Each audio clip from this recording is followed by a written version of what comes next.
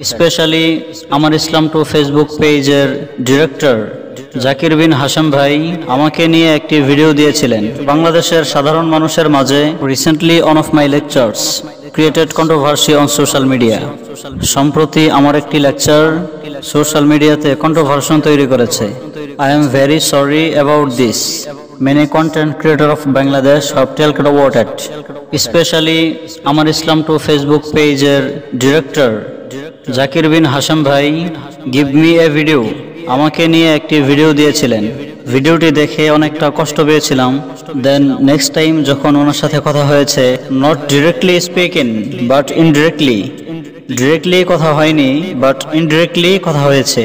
ওনার অময়িক মানসিকতা, বড় ভাই সুলভ স্নেহশীল সুন্দর আচরণের কাছে আমার রাগ, ক্রোধ, কষ্ট, ব্যথা সব হেরে গিয়েছে।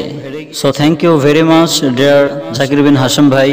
বাট বাংলাদেশের সাধারণ মানুষের মাঝে একটি ধারণা হয়তো এসেছে, হুজুরে হুজুরে এত দ্বন্দ্ব আর বিরোধিতা কেন? In fact it is not a contradiction or contradiction. আসলে এটি কোনো বিরোধিতা বা দ্বন্দ্ব নয়। আল মুমিনু মিরআতু আখিহিল মুমিনি, একজন মুসলিম অন্য মুসলিমের জন্য আয়নার স্বরূপ। একজনের ভুল হলে আরেকজন ধরিয়ে দিবে। This is the clean teaching of Islam. এটি ইসলামের সুস্পষ্ট শিক্ষা। From now on I will try to speak very carefully ইনশাআল্লাহ। নেক্সট টাইম থেকে খুব সতর্কতার সাথে কথা বলার ট্রাই করব ইনশাআল্লাহ।